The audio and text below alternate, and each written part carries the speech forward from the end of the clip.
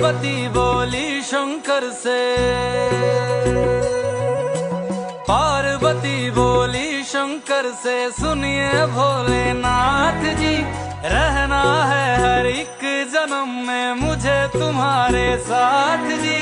वचन दीजिए ना छोड़ेंगे कभी हमारा हाथ जी,